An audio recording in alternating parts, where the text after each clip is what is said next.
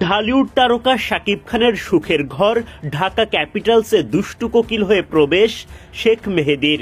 তামিম লিটনের ব্যাটে ঢাকা যখন উঠতে থাকে তখনই বোলিংয়ে এসে মেহেদীর ঝড়। একে একে ঢাকার টপ অর্ডারের 4 জন ব্যাটারকে পাঠান প্যাভিলিয়নে, আর উদযাপনে শাকিব খানের সেই দুষ্টু কোকিল গানের তালে নাচ। রংপুরের দেয়া 192 রানের লক্ষ্যে ব্যাটিংয়ে নামে ঢাকা ক্যাপিটালস।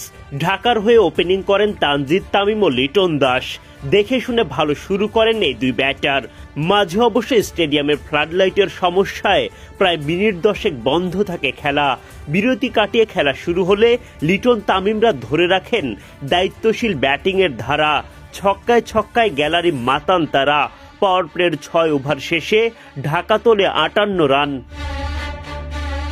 ঢাকার ভালো ব্যাটিংয়ের মাঝে শেখ মেহেদীর আঘাত। প্রথমে বোকা বানান তানজিদ তামিমকে ফিরিয়ে ঢালিউড তারকা শাকিব খানের মুভির গানের স্টাইলে নাচ মেহেদীর।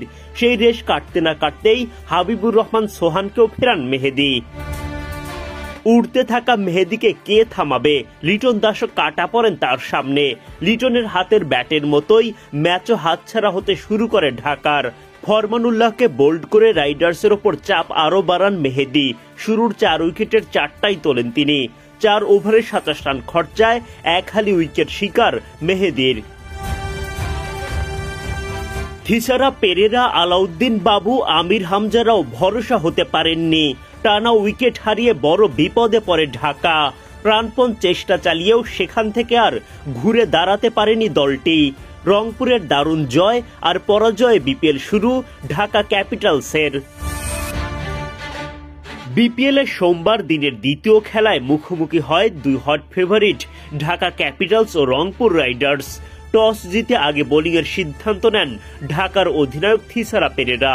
ইনিংসের দ্বিতীয় ওভারে প্রথম আঘাত হানেন কাটার মাস্টার মুস্তাফিজুর রহমান। দুর্দান্ত একটা ডেলিভারিতে এলবিডব্লিউর ফাঁদে ফেলেন স্টিভেন টেলরকে। দ্য ফ্রিজের হাতে উইকেট দিয়ে 14 রান করে বিদায় নেন টেলর। পরের ওভারে আলাউদ্দিন বাবুর আঘাত। তিনি উড়িয়ে দেন অ্যালেক্স হেলসের স্টাম্প। বোল্ড করে উল্লাসে ফেটে পড়েন বাবু। ওদিকে হেলসের উইকেট নিয়ে ঢাকা ক্যাপিটালস সরগরম সামাজিক যোগাযোগ মাধ্যমে। বিপিএল শুরুর আগে ঢাকার সাথে কথাবার্তা হলেও শেষ পর্যন্ত হেলস নাম লেখান রংপুরে। সেটা নিয়েই ঢাকার বার্তা, যদি তাকে সাইন করাতে না পারো ডিসমিস করে দাও। 2 উইকেট হারানোর পর রংপুরের হয়ে জুটি গড়ে তোলেন সাইফ হাসান ও ইফতেখার আহমেদ। দলের রানের চাকা সচল রাখেন তারা। এই দুই ব্যাটারের জুটিতেই রাইডার্স পার করে দলীয় শতক পূরণের পর সাইফ এগিয়ে যেতে থাকেন ব্যক্তিগত 50-র দিকেও।